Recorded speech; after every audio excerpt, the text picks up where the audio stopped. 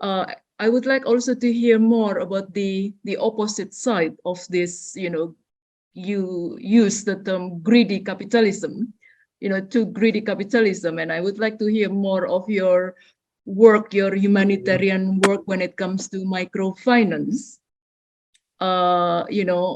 You've done for decades with the Blue Orchid Microfinance and your work in Myanmar.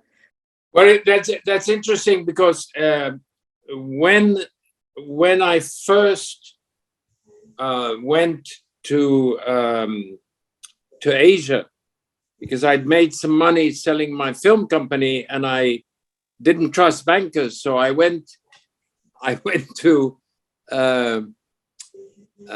Bearing Securities, and I sat with the boss, and I said, I would like to learn the business of how you invest.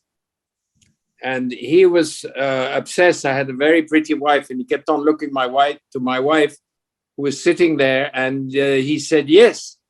So I learned very quickly, and the microfinance idea was, of course, having been raised in Khartoum, in Sudan, and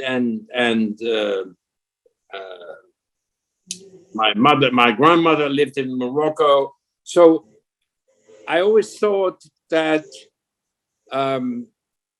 when I used to drive around and pick up kids to go to school in Ethiopia and so on, I always asked the kids, what would you do if you had $20? And I always got an answer. And then I went, of course, to funds and so on, who said, yeah, well, we can invest there, but we will go and send our people and show them how to use their money. And I said, the kid who's walking on the street, who knows what to do with $20, doesn't need your organization. He just needs $20 because he's already got an idea. He's going to go to the next village and maybe get some tissue, make a t-shirt, whatever it is. I have never met in the poor countries and wherever I've driven, and I've driven thousands of miles, always picking up kids to school, I have never met a poor African or Asian who didn't know what to do with his money if he got some.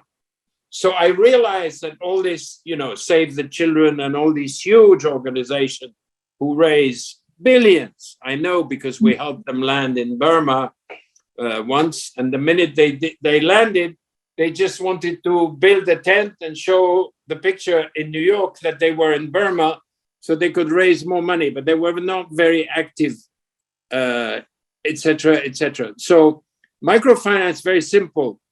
There was a very famous man who I've forgotten his name from Bangladesh, Mohammed Yunus, who was doing it, and I found a philosophical Swiss banker who's become a great friend, Melchior, and we said, why don't we, if you put your money in the bank, in Swiss francs, you never get a return. So maximum you will get is 1%. So basically the idea was, let's make money, let's raise money, but we don't give it, we lend it. But we lend it at the smallest possible rate. So basically we were lending at sort of 1 or 2%. So that made big news in New York when we started, because we raised $1.5 billion, and Anthony was there when we tried to open Blue Orchid Asia, but then the Swiss CEO said, no, we keep the company in Switzerland, so on. He was not very smart, but basically microfinance.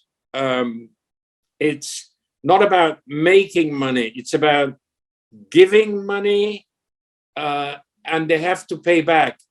But the payback teaches them that they know. I mean, I know a village in Cambodia, which was between two rivers, where 80 women got $100. And if I took you there today and showed you pictures of how it was 20 years ago, you'd think it's a mop-up design Hollywood studio decor. So money is the only thing poor people need. It's not education. You don't educate people about money because they know, they see what's going on every day. They go to the market and so on. But of course, the financial companies and so on want to keep the control of the money. So there